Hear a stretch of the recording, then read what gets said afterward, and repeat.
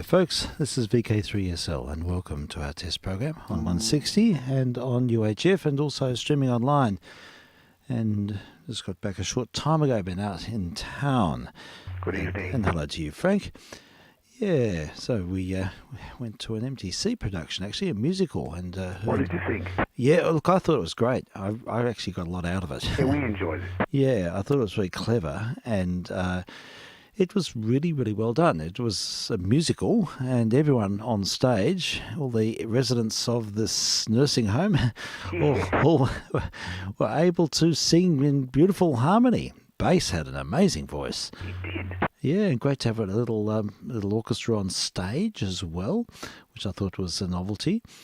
And the story was charming, and it's a story I can sort of relate to on many levels, and just about the plight of disenfranchised people trying to make sense of things, at the end of life, Yep.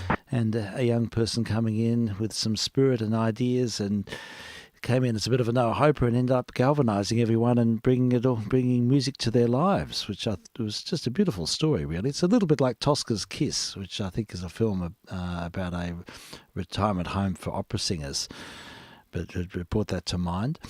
There was a movie, wasn't there, about opera, or was that what you're talking about? Yeah, I think it's called Tosca's Kiss. And is it? Yeah. No, well, this is one that was made in England. Oh, okay, right. I think that it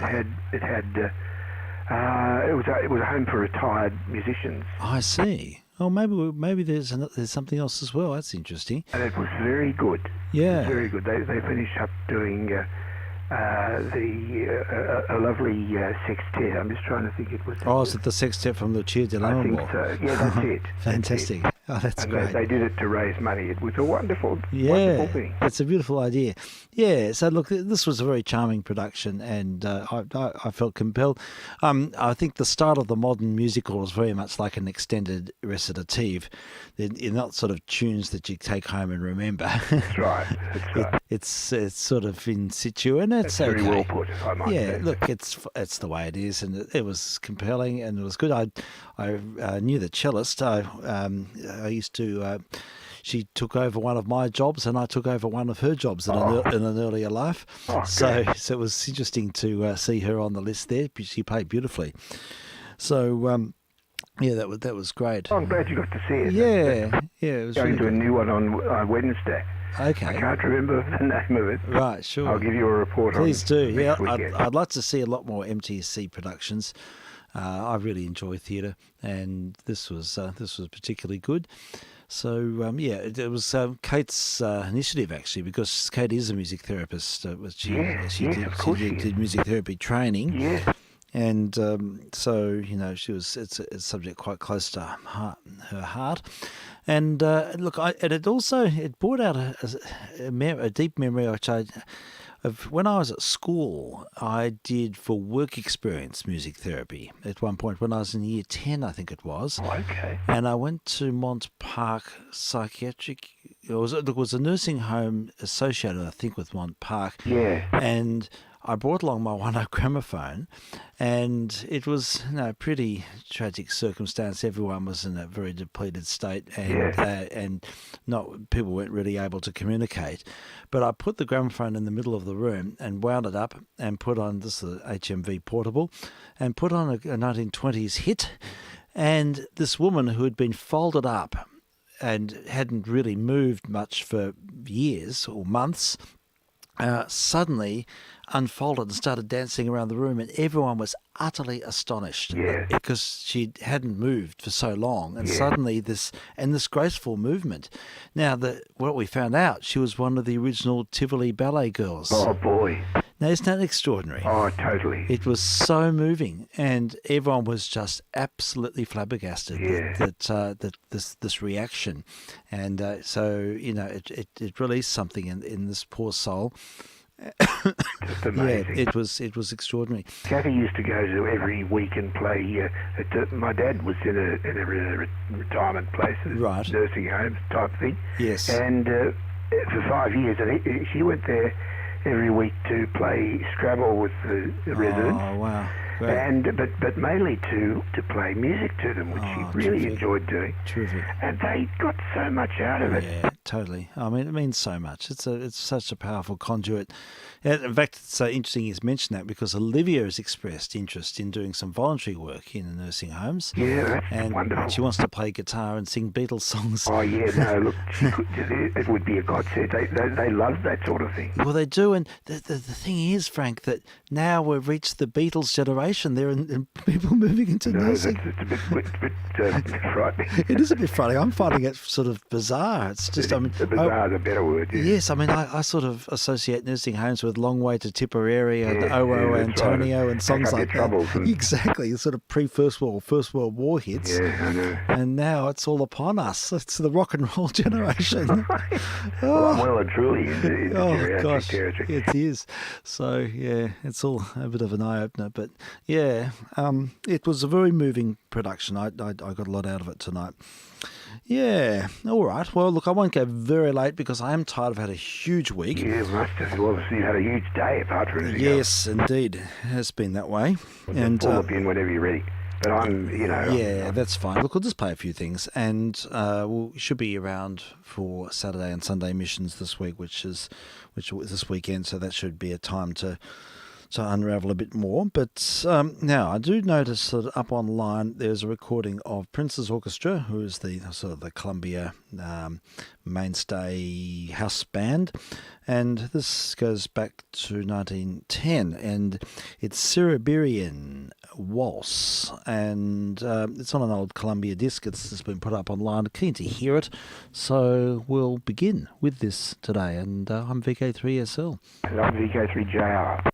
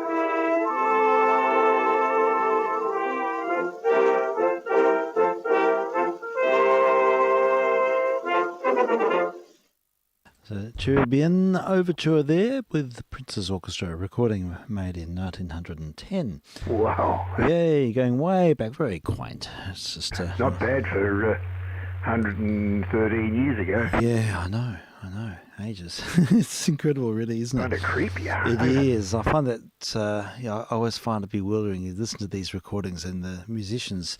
Once you get over the 100 years, yeah, that's it. I mean, kind of a different world, isn't it? It is, definitely. It's, you think that most of the musicians on that recording were probably born before electricity was normal. Yeah. And most of them were born probably almost all of them would have been born in the 19th century. Yeah. An early bel canto baritone, I suppose he is, a guy called Joseph Schwartz. Now, he's Jewish, and he was a great exponent of the early bel canto style, very lyrical style.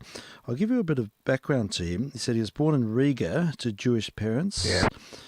And he grew up in poverty and became a young tailor, but his vocal talent was soon discovered, and he met a rich family who realised his potential, and he was able to study singing with Adolf Robinson in Vienna.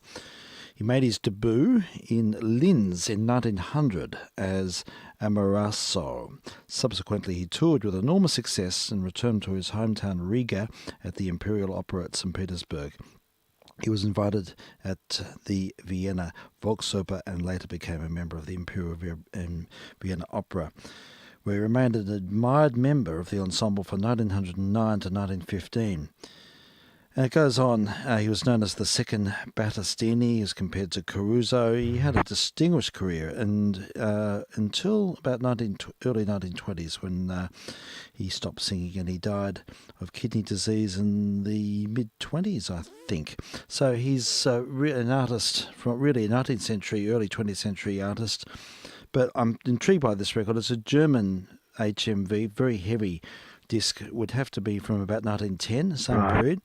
And it's all in German. It says Schallplatte Grammophon on this, and with Berlin stampings.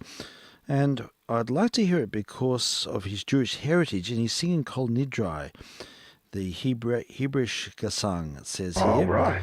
And interestingly, he's a cello obbligato with Professor Heinrich Grunfeld. Now, Grunfeld was a really important figure, string player, and I don't think there are many recordings of Grunfeld. He was a cellist who wrote a lot of method books, and he was, I think, a prominent figure in Berlin in the early days. So just want to hear what this is all about. Never sampled it before, so we'll go with this. It's a 12-inch record. It's got a chip out of it, so I'll have to be a bit careful the way we start it. It's a very early record, so I don't know what the quality is going to be like, but we'll hear this artist, Joseph Schwartz, and he's singing Kol Nidrai. I don't think it's the Brook Kol Nidrai, but it says Music von L. Landwowski and I. Rosenfeld. So it may be a hymn, and we're just hearing it, an adaptation of the Kol Nidrai hymn, but we'll find out. Excuse me, I'll just have to get the systems into place here. I haven't quite got myself organised with this. We have to switch this one on, and I'll start again. It's just got a chip. That's it.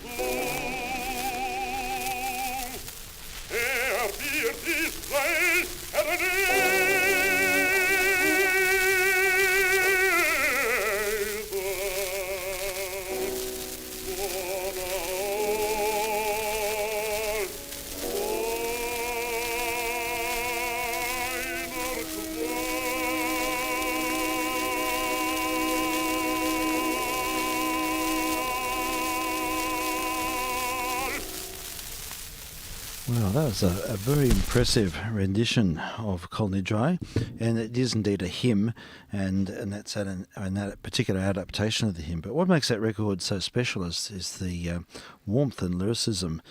It reminded me of the funeral of a Jewish friend that I attended some time ago, and they had a cantor. Oh, really? Wow. And he sounded very like that, and How the interesting. music was very similar. Sure. Yes. I think the Kol Nidre is a part of the service. I think it's it's something that prevails within the culture. Yes. And I was just really impressed with his voice then. And it does say here that he ideally combined classical Italian bel canto style with emotional intensity and belongs to one of the greatest baritones of the 20th century. And yes, he was born in 1880. Now the cellist, this is really fascinating.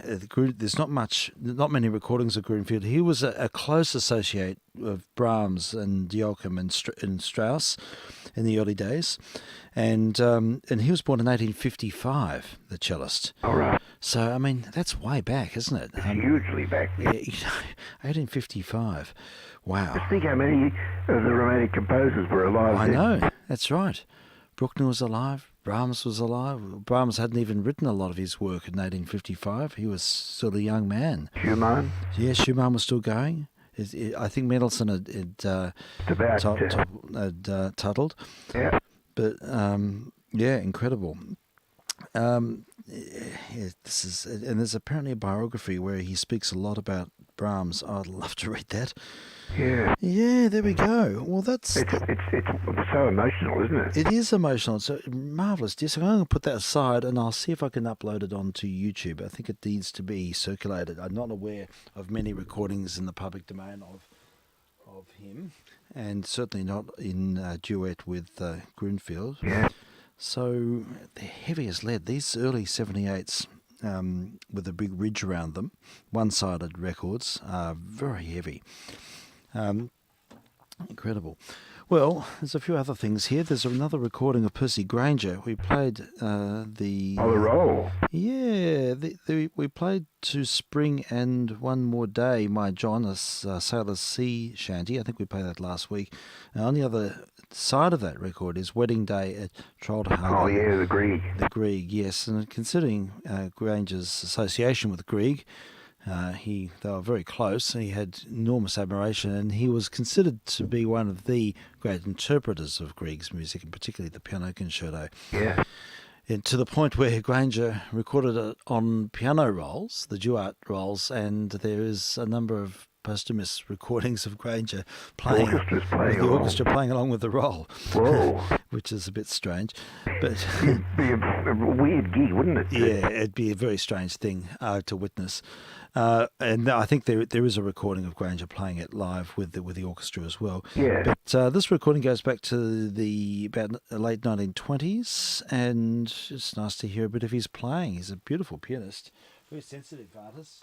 And yes, I think he just felt a strong connection with Northern European culture. Very much. Well, he did in many ways, actually. Yes, I think so. In literature as well, to the point where he sort of it was a sort of a mutual exclusive experience in a way. He despised Latin. He did. Latin words. Yes, he did. That's right. And he wrote. Yes, and he wrote these strange, convoluted letters expunging Latin words. Yeah. And I know that on all his music, he never uses Latin or Italian terms. No, he very, very keenly sticks to the Anglo-Saxon or, a northern influence.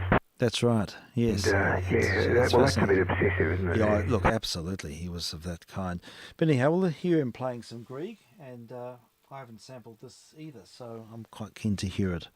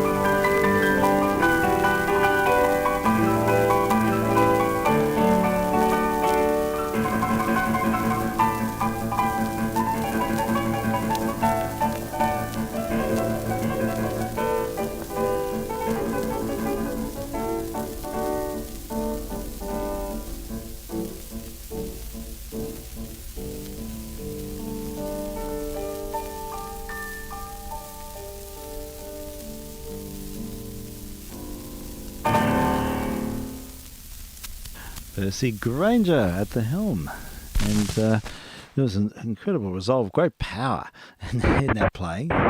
Yeah, I think we've lost you there, Frank. Hello? Yeah. Let's see, am I still on frequency? Yes, you might just need to do a restart or something. But yeah, that was winning day at Troldhagen, and Granger is No, you're still starting there. Hello. Oh, yeah. I think you might be slightly off. Yeah. Anyhow, just maybe just do a system restart or something. Yeah, I really like that record. There's something impulsive about Granger's playing. I think that's what I like about it. Yeah, well, Frank, just take a moment to restart. I'll play some more Grieg. We've got a recording here of the Norwegian Dancers. This is one of the first 78s I got as a kid. I remember getting this. I was young. And we'll play number 4, I think. Norwegian Dancers with the City of Birmingham Orchestra with George Weldon. I think this was recorded just after. I'm back. Oh, hi, Frank. All good? Sorry, I just went for a little excursion there. No, it's fine. No worries at all. I was just saying that that first movement of that was faster than I've ever heard it play. Yes, there's a sort of impulsiveness about his playing. It was. The second one was sort of the way I'm used to it, but the first one, the first of the two tunes, Ternary Form. Yeah, that's right, exactly. Was way fast. Yeah. I mean, I just wasn't used to it, but it was brilliantly played. Oh, it was. It was full of drama. Everything he played had this high drama and sort of explosive elements and great propulsion. He was a true virtuoso. I mean, there's amazing power in that playing. Presumably, Grieg heard him play that, or yes, he did. There's records of Granger's association with Grieg, and I think Grieg really liked his playing. Oh, I did. So he said he was very, very forthright in his playing. Yes, I think that sums that up beautifully. Yeah, definitely the case. But interesting one. We might think. I think there's a recording of Granger in conversation in the 40s. there is. And yeah, I think we played it because I remember playing some of Granger's free music when we first started doing missions. Yeah. And we sort of sampled that, and he was talking about his association with Grieg. But we can definitely come back to that at some point. I'd like to revisit that for sure. But we'll hear a little bit more Grieg, and this is the Norwegian dance number 4, Allegro Molto in D major. It's a Columbia 78. I think it's post-war, but should be fun. Have a listen to this. It's one of the very first records I got, Frank, was as a 10-year-old. Oh, well done. From the local op shop. Oh, brilliant.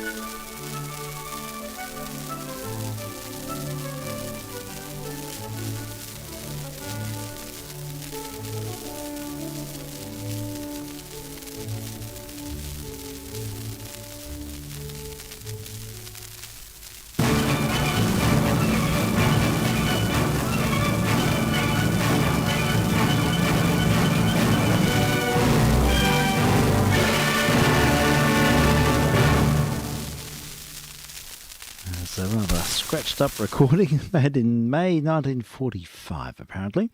And, yeah, City of Birmingham Orchestra with Norwegian Dance Number 4, indeed, by Mr. Grieg. Yeah, nice to hear that. Excuse me, I think it's had the Victrola treatment. Lots of steel needles, but we sort of got there. Hey, I was going to dial up a couple of things online, but I'm a little bit disorganised, so I thought while doing that, I can play a transcription disc, or it's a sort of a microgroove transcription, courtesy of Jamie. And I'll say a warm hello to Jamie, if he's listening. Yeah, great, Jamie. It's been a long time between drinks. We haven't caught up for ages. We've got to have Jamie on and you on, Frank coming, do a live face-to-face. Got to make it happen this year. And, yeah, it's just life's got in the way for all of us, I think. I know. It's just so busy. But, yeah, we will catch up, and I thank Jamie a lot. He's been such a support to what we do here, and he's passed on lots of doubles, all sorts of really interesting records, which I value enormously. I mean, it's been fabulous. Yes. This next one's no exception. It's from a series called Vignettes of Life. Now, I don't know the actors on this. You may recognise the voices, Frank. They're sort of like 3 or 4 minute little vignettes, little stories. Oh, they're really good. Yes, I do know them. Yeah, little moral tales. So I sort of chose one out of the blue called It All Works Out. So I don't know what it's about, but we'll find out in due course. So I've queued that up on the SP10, and while doing that, I'll see if I can get a couple of classical faves up on YT. So back to it's got a date, 1960, but I think it might actually be a bit earlier than that. Yeah, 50s, late 50s, possibly, or early 60s. Yeah, sure. Yeah. Let's have a listen.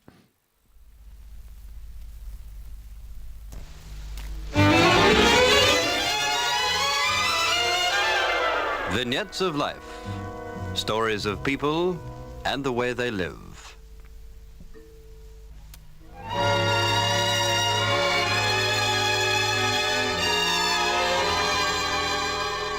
We present It Always Works Out. The family doctor is with Mrs. Manu in her home, talking about an old family superstition. It's 3 minutes to 3. If I'm to believe your husband, he has less than 3 minutes to live. It's already very silly. The curse on John's family is that the head of the family will never live to see any son of his married. And our son, John's son, is to be married at 3 o'clock this afternoon. And now it's 3 minutes to 3. I can't see what's going to happen to your husband between now and 3 o'clock. But it's always worked out. As far back as John's family can trace its history, the curse has always worked out. I don't believe that. But it's true. John's father was killed in a railway accident on his way to our wedding. Unfortunate, but a coincidence, nothing more. John's grandfather died of heart failure 2 days before his son's wedding. Probably caused by worrying over the curse. I don't know what caused it, but the curse worked out. And it's been like that right through the family's history. My dear Mrs. Manu, what can happen to your husband here in his own home? I don't know. But our son is to be married at 3 o'clock, and the curse says... But your husband won't live to see his son married, yes. What is your husband doing? Just sitting there in the next room, staring at the clock. And that won't do him any good. Ask him to come in here. Yes, I should, I think. John, doctor says, will you come in here? All right. It's 2 minutes to 3. Yes, this looks like one time when the old curse is going to flop, doesn't it? There are still 2 minutes. Well, you're as sound as a bell, heart and all. I'm not going to kill you, and I'm sure your wife isn't, and I don't suppose you'll kill yourself. This waiting is getting me so I thought I should. Now, just take it easy now. It's not going to work out with you. I'll never see my son married. It's fated. It's not. Now, how's the curse going to stop you living to see your son married? I don't know. Darling, it's 1 minute to 3. If anything happens... Now, look, I won't have this. It's just ridiculous. Nothing can happen. Dear, the doctor may be right. Darling, I married you, but you're not of my blood. I know. I'll never see my son married. 3 o'clock. Oh, my watch must be a little slow. Our son will be getting married now, John. Now. They're going to telephone as soon as the ceremony started. Well, there you are. The venerable old curse is punctured, I see. Hello? Yes? Yes, speaking.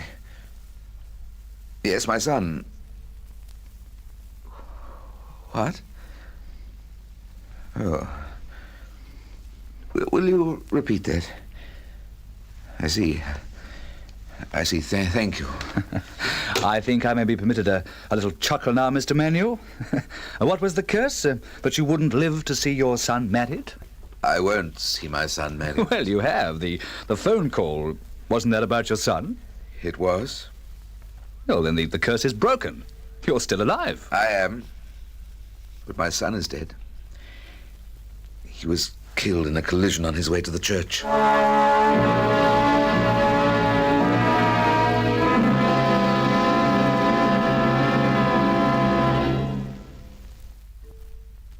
Okay, I don't know if I really needed to hear that, but interesting. It's Vignette of Life, Yeah. and an old AWA disc from the late 50s. Now, do you recognise any of the voices on that? The father was Kevin Brennan. Okay, right. Kind of know the other two, but I can't put a name to them. Yeah, well, look, we'll sift through them. There's about half a dozen on each side, so we can, over the next little while, we can play through the others. And Not all doleful like that. no, not. I just picked that one out of the bunch. That Well, was you're not. Yeah, that's right. it was a bit of a random thing. Yeah, random, an unlucky dip. That's all right. Is what it was, or something. Anyhow, we've got a recording here now of the young Pavarotti. This is Mr. Pav when he's in his 20s, pre-beard, and a much skinnier Pav. And he's singing, it's magnificent. Don Immobile from Rigoletto. It's just so alive, and he just, what a voice. So this is from a TV special. It popped up, and I thought, yes, we must put it on the list. Yeah. And he's walking on stage here.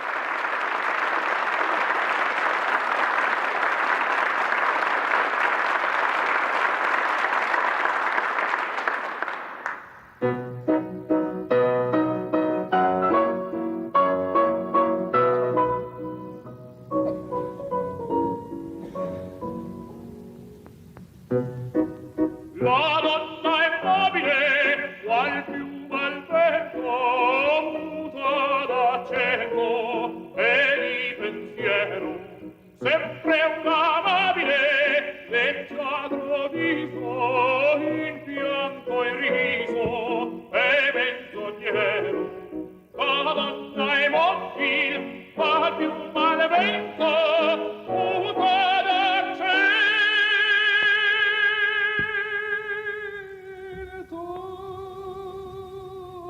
e di pensier,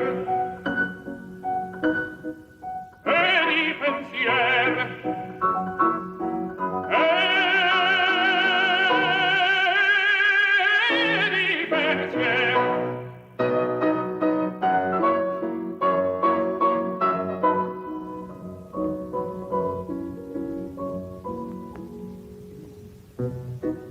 È sempre misero, io lei s'affida, chi le confida, al cauto il cuore, ormai non sente sì, felice appieno, chi in su quel seno non gli va amore.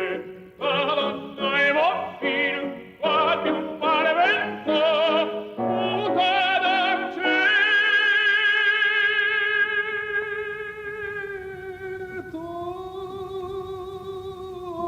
e di pensier, e di pensier,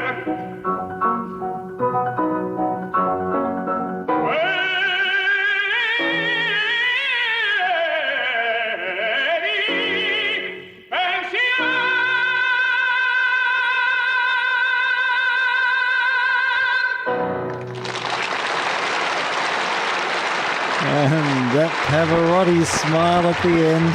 He's a happy man. Oh, marvellous stuff. From a TV special in the early 60s. That was Pavarotti. What a performer. And I thought that was definitely deserves a play.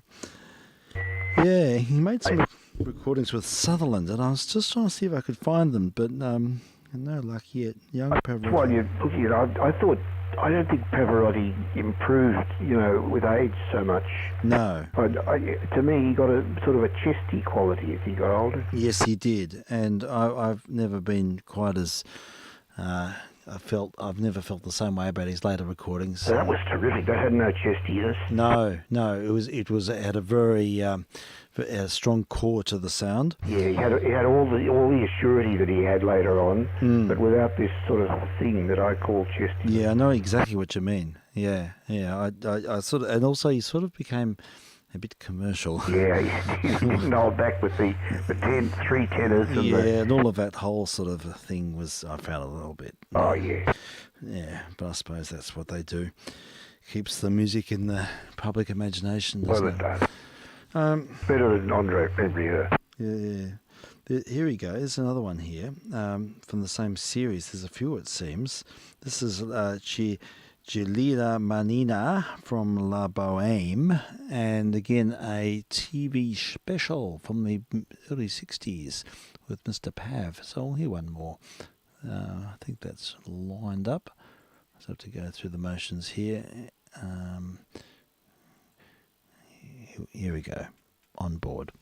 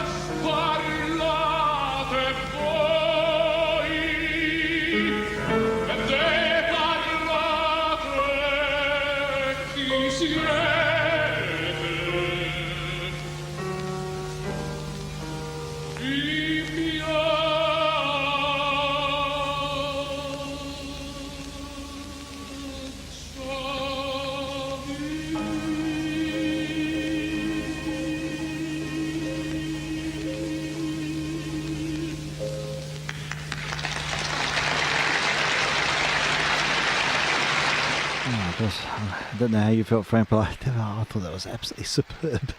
Right. Just amazing voice. Oh, it is certainly. Yeah, just such incredible energy. He's got that tornado force. Yeah, early Pavarotti's. And I've been reading more about him, but we'll make a program and look at his art more closely another time. Excellent. Yeah. Well, let's move on. Oh, here we go. This is something really interesting that's popped up, and it just popped up this evening, and I sampled it, and I was just absolutely staggered. This is an example of state-of-the-art re-equalization. There's a label called Pristine Classical, which work with historic recordings and use the very latest in filtering technologies and also intelligent EQ to bring life to these recordings. And they're quite pricey, and they're not something I've been able to. I have been listening to them, and I have bought some.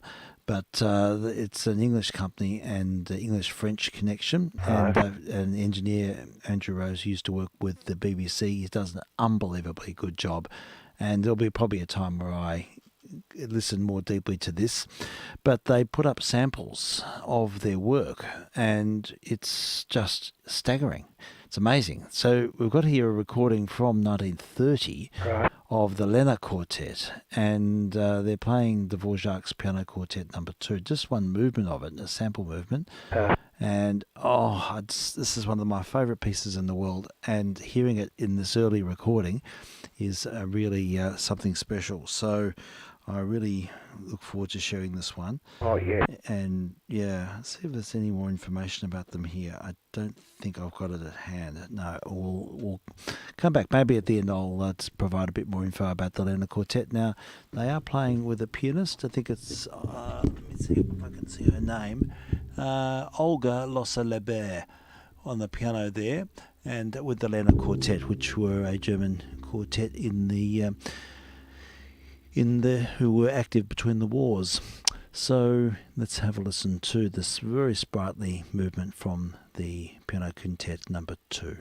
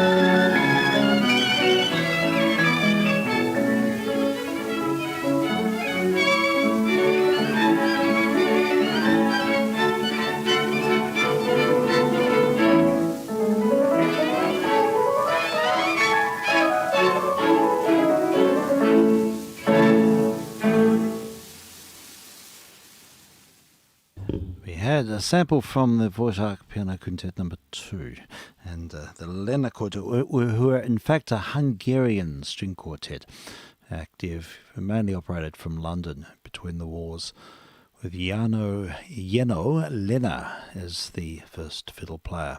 Right. And yeah, beautiful. It was. I could hear that it was a lovely top end. I couldn't actually hear it because I've got a filter Yes, thing on the transceiver, but sure. I could hear that it was cutting off a lot of good stuff. There was a lot of upper partials from the fiddles were coming through on that. I don't know how they captured them, but it sounded very. I mean, one thing I really like about these transfers is they leave some of the surface noise in, so the music still has character and space around it. It doesn't sort of sound like it's been played through a vortex, which a lot of digital. They do, and it's unrealistic. Isn't it? It sort of detracts from it. It's interesting on the label for that. The pianist is Olga Losa Lebert. Now, it says apparently on the label, and there's a picture of the label here, it says Mrs. Lebert, Mrs. Olga Losa Lebert. And it says on the label, dispelling any hint of impropriety that might be suspected between an unmarried female pianist and former musicians. Oh, God. It's funny how they did that sort of thing back then. It's a very sore thing, very important with these. Oh, yes, that's right, exactly. Just to sort of qualify things. Yeah. Yes, these foreigners, you know. I know. Oh, God. So, anyhow, it's great. I might actually end up buying that one because I just love that work so much. And it'd be nice to have a listen to it in its entirety. But that just popped up this evening. A few interesting things. I won't go for much longer because I'm running on empty. But this is absolutely beautiful. Recordings of melodies of Japanese folk songs, played on the cello by Andre Navarro. Now, we heard some of Navarro's playing last week. Yes. And the French cellist. And I actually got to hear him play live. And round about the time these recordings were made. Oh, wow. Yeah, these were made in 1979. Yeah. And very, very much at the end of his career. He was probably close to 80 by then. And so he still plays really well. But these are hauntingly beautiful, these songs. Oh, my God, they're amazing. So I'm really excited to find this. I listened to a couple before and they left me in suspended animation. They're just wonderful. So I'll pick a few of these to play. They're short and see what you think. We'll start with one called Seaside's Birds. So this is number 5 from that series with Andre Navarro. Thank you.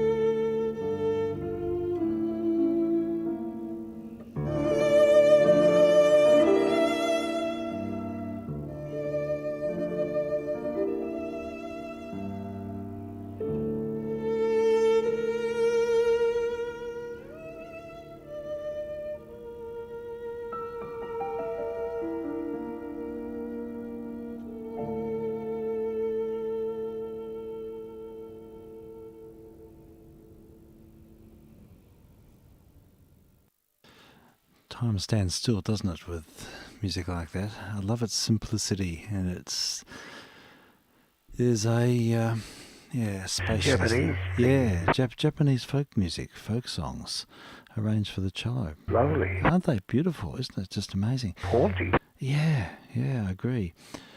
I'll play a couple more. They used to play that on Radio Japan, NHK. Oh, did they really? As their sort of warm-up tune Oh my goodness. on a Celesta. Oh, that'd be amazing. That'd be so atmospheric on the Celesta. Gosh, yes. Faster Yes.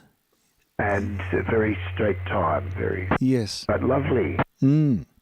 Yeah. It was on a loop, and they'd run it for sometimes 10, 15 minutes. Oh, really? That's fascinating, Frank. And that's for the Japanese shortwave service. Pretty sure you could hear that on YouTube, Steve. I'd like to look it up. I think you would. Steve 3 Hong Kong has a recording of these call signs, warm-up things from many countries. Right. Okay. Whether that's on the tube, I don't know. Yeah, sure. Okay, it's called Seaside something. I'll just, what's the translation? I won't try and read it. Well, it's actually written in French, but Seaside's Birds is the translation. Yeah, And it'd be great so to find. Japanese. Yeah, it is. Quintessential. Got a sort of lovely, delicate melancholy about it. It does, and it's so, the pentatonic form. Yes, very much so. Yeah, well, we'll hear a couple more. The next one's called Regrets, and it's part of the same series featuring Andre Navarra, recordings made in 1979.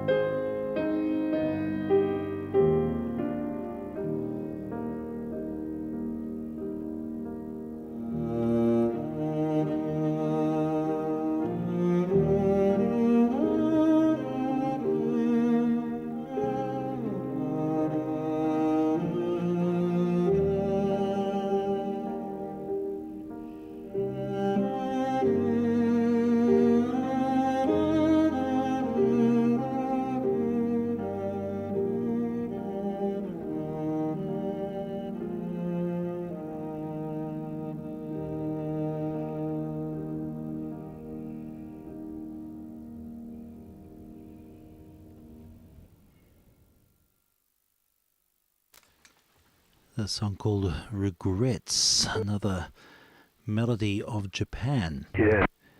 Yeah, I'll play one more called Cherry Blossom, and I'll see if I can find that NHK. NHK call sign, and if we can find it, that'd be really interesting to hear. Yeah, as well. I'd be surprised if it's not there or not somewhere. It's just a question of getting the. I used to do a lot of shortwave broadcast listening. Yeah. And Sure.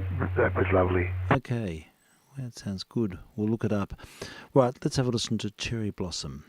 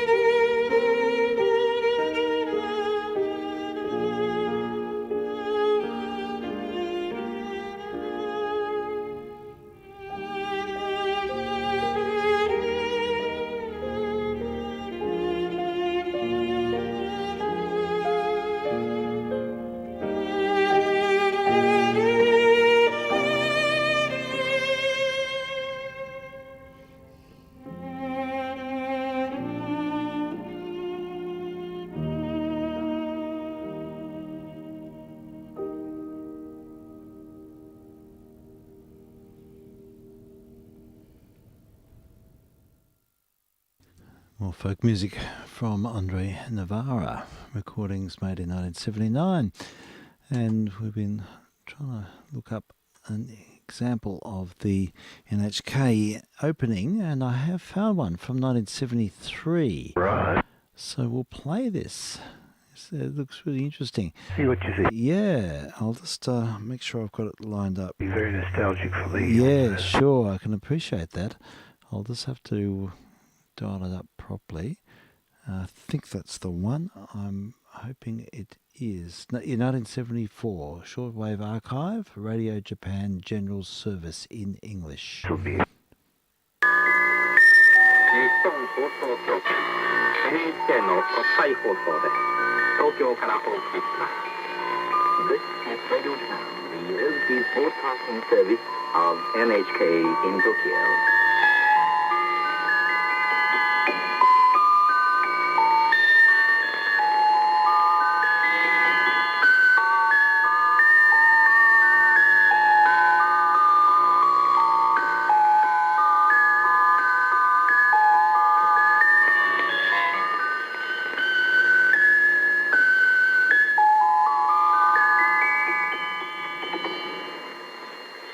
This is Radio Japan, the overseas broadcasting service of NHK in Tokyo. この放送はラジオ日本のジェネラルサービス東京からお送りいたします。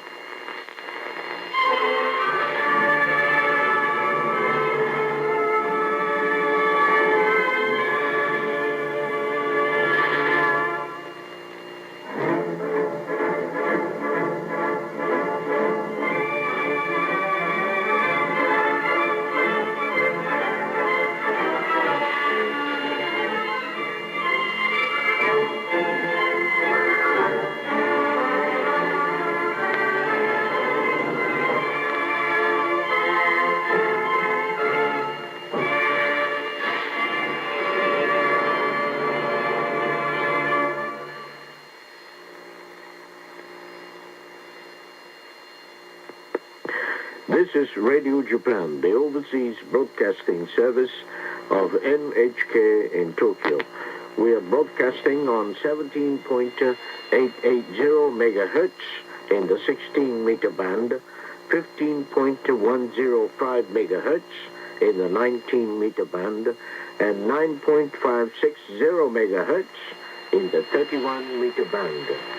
This general service can be heard daily from 1 to 1:30 hours, Greenwich Mean Time. We now bring you the news, followed by current topics. Now, here is the news. First, the headlines. And so it was back in 1974. So that struck a chord with you, Frank. That's it. That's the one. Yeah. It's a shame there wasn't more of it. Yeah. But never mind. If Steve happens to come up on the net tomorrow, or if you're on it, sure, I'm sure he'd be happy to play it for you. Yeah, that'd be great. No, it'd be good to find out, and he's probably got a source that he can share as well. Yeah, well, he certainly would have, and he does. I've heard him play it, from that record on air, so he doesn't mind doing it. Yeah, that's great, fantastic. There's quite a bit of shortwave material on this particular site from that period. There's a shortwave archive of openings and closings, one from Mayak from Moscow. Yeah, I know them all. I know the Moscow one. Yeah, Radio France, Paris Calling Africa in English in 1976. Lots from Middle East here, which are all in, I think this particular site is Middle Eastern. Radio Moscow one was very distinctive. Was it? Okay, well, we're going to have a listen. 1973, someone's got cassettes full of them. I've got a couple of cassettes I made in the 70s as a child of things. I should dig them up. Be worth hearing, I'm sure. Just little snippets that I recorded off shortwave. Remember doing the Cato from Ecuador, the voice. Yes, Riquito, Ecuador, the voice of the Christian station. That's right, it was. Yes. Apparently, those people or somebody in the technical department invented the cubicle quad. Oh, really? Gosh, amazing. And they did it because they were having big trouble with static electricity. Oh. on their antenna with the rain, etc. Right. And of course, a quad being a closed loop Yes. obviates that. Yeah. How about that? That's really interesting. Yeah. So that's what's it? HCJB. Yeah, that's right. Quito, Ecuador. Yeah, that's it. Yeah, No longer with us. yeah, a very distinctive call sign. I didn't ever listen to the religious stuff, but I loved I loved hearing their openings. Oh, totally. And they also had a very good DX program. Oh, right. Did Regular they? weekly DX program. How about that? And of course, HCJB were based also in Northern Australia, weren't they? Indeed, they were. Yeah. Okay. All right. We'll have a listen to this excerpt. Mayak from Moscow in 1973.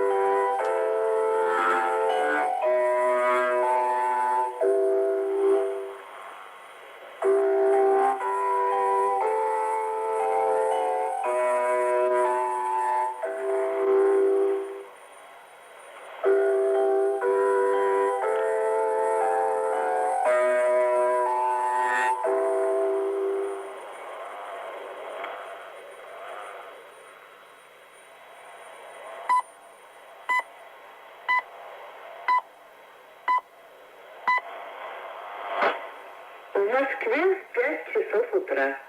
Послушайте обзор информации «Маяка» из выпусков минувшего дня. 27 января представители 4 сторон, участвующие в парижских переговорах по Вьетнаму, подписали во французской столице соглашение о прекращении войны и восстановлении мира во Вьетнаме, а также 3 протокола по этому документу. Позднее делегации ДРВ и Соединенных Штатов подписали двустороннее соглашение о прекращении войны, протоколы к нему, а также двусторонний протокол об уничтожении мин в территориальных водах ДРВ. Соглашение о прекращении войны во Вьетнаме вступает в силу. And we'll do a fade there because it goes on. Yeah. But No, that's not the one. it's not the one that you heard. Mine was back in the 50s and 60s. Ah. It goes...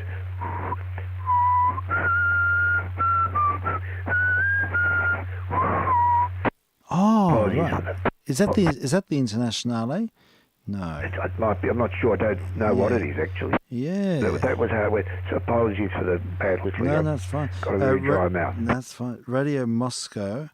No, so what was the name of the shortwave network? Was it called Radio Moscow? Yes. Radio Moscow in shortwave. Let's see if we can find it. It'd be fun to find it. Radio Moscow, December 1978. See, that's the only thing is with these are all later. Yeah. So getting the early. Oh, I'd love to hear some of the really old stuff. This thing that Steve's got would be really be good. interesting. Yeah, I'd love to hear them. Yeah. There's a lot on it. A lot of Here's different one called Various Interval Signals Broadcasted on Shortwave. Okay, this one, Tirana, Prague, Radio France, Berlin. So I'll stack them. It goes for about 7 minutes. I think they're old. Radio Netherlands. They had a good one too. I'll play this. It might just ring it. It's like a compilation. It's a bit more edited up than the one. The site that I found's just got a whole lot of snippets from the 70s. Radio Netherlands had a very good DX program on. Right, did they? Yeah, Wow. extremely good. Oh, fabulous. Oh, gosh, would have been great to listen to all that stuff. Yeah, Well, I know. The shortwave broadcast, of course, was far bigger time than it was really very alive and well. Yeah, I can imagine. And It's kind of dying now. yeah, well, that's the whole sort of front is changed, really, hasn't it, to other media? You know, the BBC, the director of the BBC has announced that the aim of the BBC is to eventually phase out all shortwave broadcasting. Oh, that's tragic. put it all on the net. Oh, it's so sad. It's tragic. It is. Incredibly, short-sighted. Because Well, it is because I don't know. I'd sort of think with the forthcoming AI and everything like that, I think there's still room for older institutions to. I don't know. I just think it's very short-sighted because the internet can be corrupted a lot easier than a big AM network can be, but perhaps I'm mistaken thinking that. No. And I mean, there's so many people who haven't got access to the net Yeah, that's for right. various reasons. Well, that's totally the truth. In so much of Africa and the Pacific, absolutely. I mean, Radio Australia had the same stupidity, I'm going to use the word, Yeah, I know. as Mr. Shortwave Australia pointed out to the Yes. CEO of the ABC. Yeah, I thought that was a great move, and she's since gone, and the Indeed. service is gone. Gone but not forgotten. Exactly. Yeah. All right, we'll play this for a bit. This goes for a few minutes, and it's like various interval signals broadcasted on shortwave, it says. We'll find out what it's all about.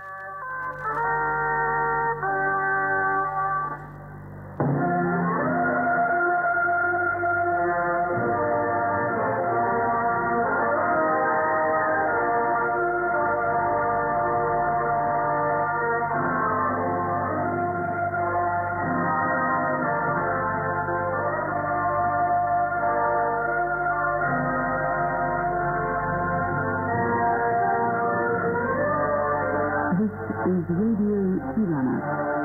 This is Radio Tirana. The community broadcast in the English language.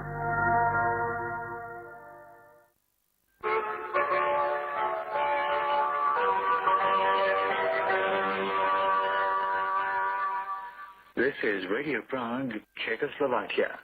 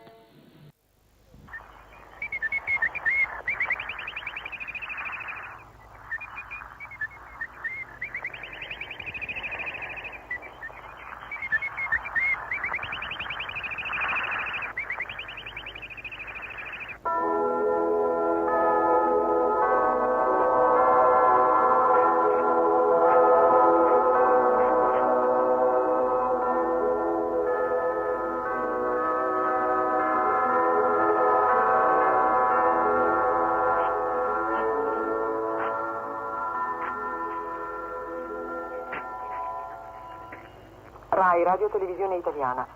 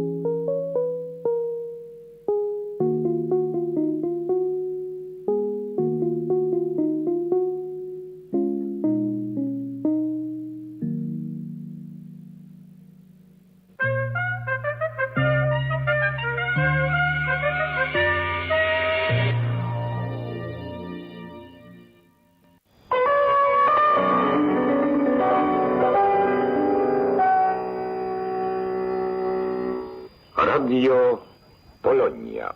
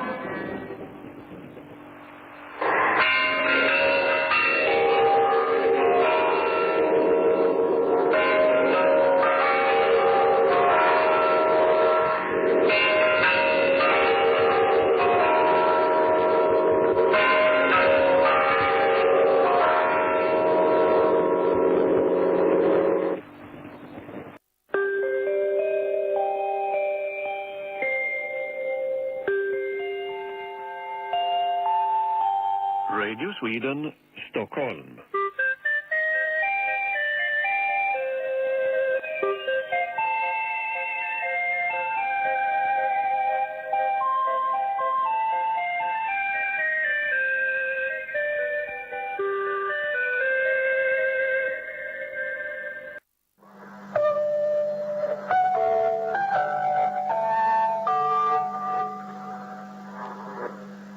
Sveriges Radio utlandsprogrammet.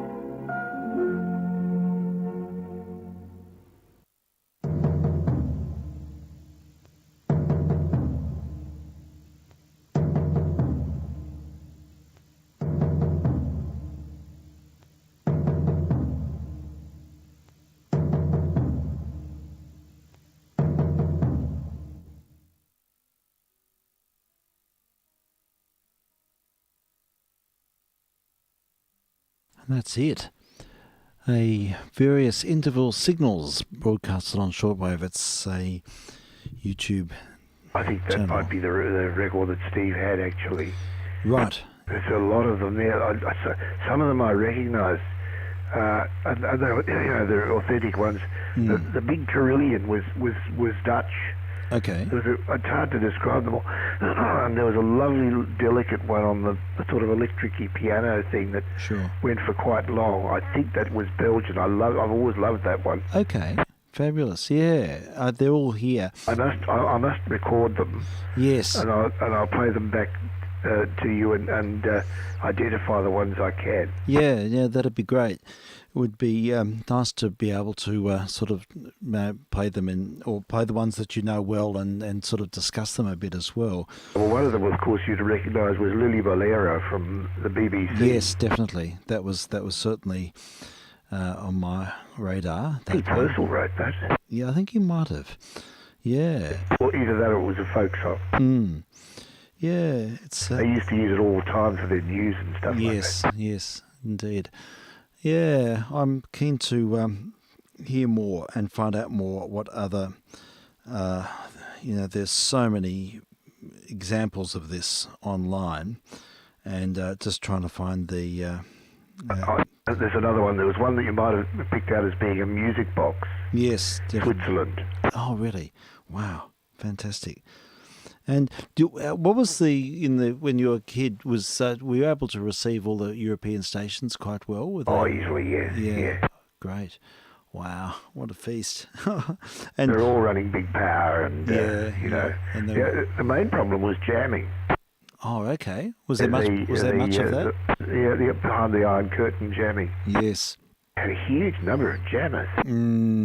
Interesting, isn't it? Yeah, it was. It was all. I mean, I talked about the Cold War days. Yeah, definitely. It's absolutely fascinating. Yeah. Did you hear number stations very often? Yes, quite often. Right. Quite often. Yes. I was fascinated by them, but after about 10 minutes, it starts to get a little bit.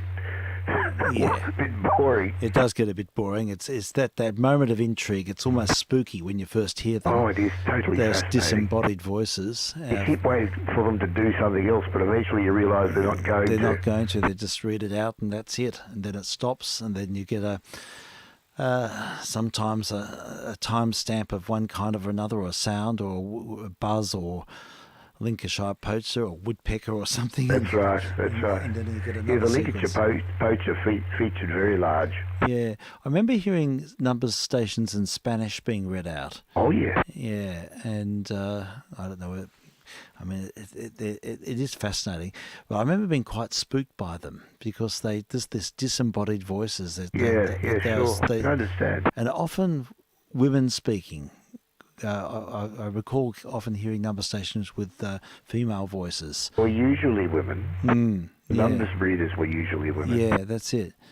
But they sort of sounded disembodied. There was something They very... did sound disembodied, and you speculated and you sort of dreamed and yes, right. as a kid does. Exactly, it sort of forms an impression. Know exactly what you're saying. Yeah, it's fascinating, isn't it? Yeah.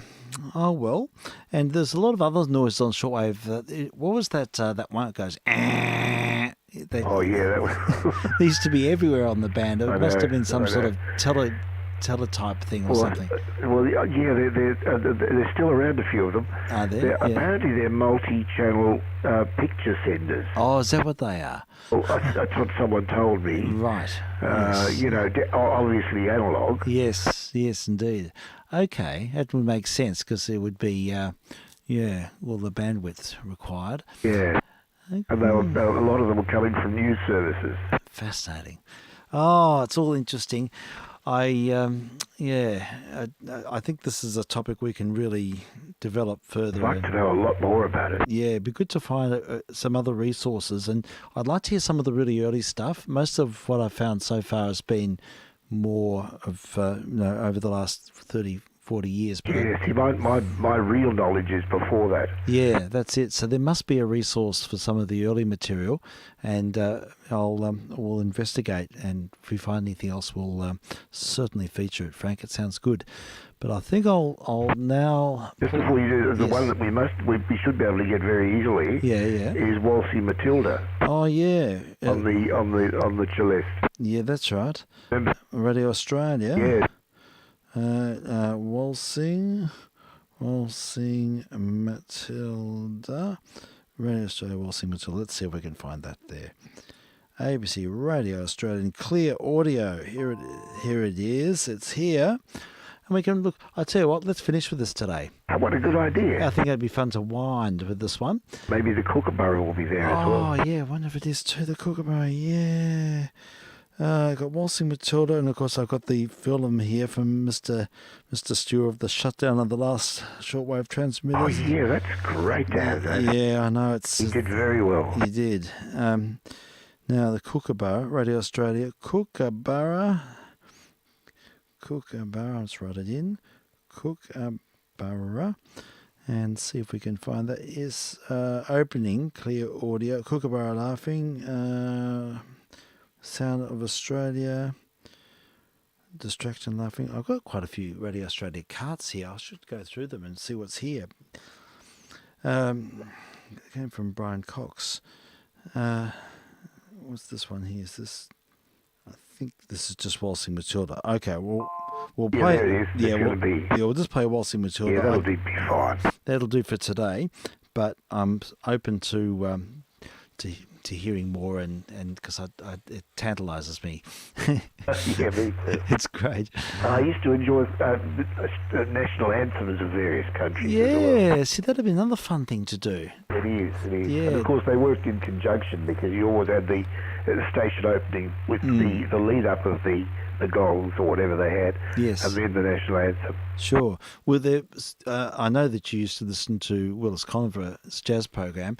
Were there other programs that were just absolutely on your radar, like the programs you listen to all the time? Yeah. So there was some background to the news programs on Voice of America and the BBC. I listened to the BBC really a lot. Yeah. So VOA, BBC. So background to the news. Yeah. Okay. Not so much VOI for news now that I think about it, but there were hit programs on Voice of America that I used to listen to. Okay. I first heard Elvis on Voice of America. Oh, did you really? Oh, fantastic. Back in 1955. Oh, Frank, that's amazing. Oh, look, dig deep. Come up with some of the things that if you can give me a solid identifier, I'll make a list and we'll investigate and see if we can find, because there's more and more. And there's look, to be honest, it's coming back to me now. Yeah. There's a website which is a vast archive of historic recordings of shortwave. I remember stumbling on this, or I remember... That'd be a lot of fun, wouldn't it? Yeah, that would be fun. And then we can just go to town and just play all the little samples. There's stacks of things on it. Oh, so wow. that's a really good resource. So that's definitely one for future missions. Yeah. Definitely. Well, that'd be fun. All right, well, we've sprung upon something here. This is good. And we'll be back again tomorrow, and business as usual, and we'll do something... Yeah, see where the tide takes us. I'm going to a piano recital tomorrow afternoon. Okay. Which is Saturday. We're talking today. Yes, that's right. Of an old friend who's a neurologist. I might have mentioned him before. Oh. And he's just turned a significant age. Oh my goodness. Okay. And he's going to play. He's got this very big sort of barn of a room, sort of auditorium sort of thing. Yes. And he's got a nice, very good Stewart piano. Oh, really? And wow. He's got an organ. Oh, my gosh. And he used to have a harpsichord, but he got tired of getting it tuned. So yes.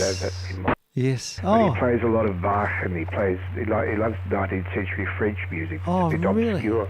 How interesting is that? Oh, it'll be great. Oh, it is. So you may not be back in time for 5. It sounds like it's a really... I should be. I mean, it starts at 2. He's not a neurologist, he's a radiologist. Oh, I see. Oh, look, you have to give us a report on his performance. I certainly will. That would be just really amazing. Wow, I love the sound of the Stewart pianos. They're so clear. Aren't they? They're remarkable instruments. It's wonder they're not sort of... I don't know. I haven't seen any at the con. There's possibly 1 or 2. Yeah. But I don't see as many as I would have thought. I remember when they first came out and Jared Williams was doing his concerts on them. That's right. He did a lot of stuff on them. He did. He made a big thing of it. And I was really impressed with the sound of the instrument. But they sort of, I don't know if they're still in business or what's going on, but they're not sort of on the radar as much. So, no, they were kind of. They only had a few people making them. I think. They I don't think they ever really got into sort of automation. And no, I think they're custom made. I think they were virtually made to order. Yeah, I think you're right. I think it was only a very small number were made. I think Harold's was made to order, the one I was talking about. Yeah, wow. I must ask him. Yeah, well, please do, because I'd be most interested to know what's become of Stewart pianos. It'd be a really interesting topic. I'll ask him tomorrow. Yeah, please. It'd be good. All right. Well, we'll catch up then tomorrow afternoon and refer the listener to our usual programs on Saturdays and Sundays, usually starting at 5 o'clock onwards, and we usually play a bit more poppy stuff then. Yeah. Yeah, and so that's all should be fine and mild. So, I'm running out of steam. So look, we'll say cheers, thank you, and thanks. Evening, daytime, nighttime, to all the listeners. All the listeners, thank you, folks. Thank you for tuning in and being a part of it. And thank you so much, Frank. Thank you, Steve. We'll catch up soon. And I'm vk3sl. And I'm VK3JR. Close him down. Indeed. Cheers for now.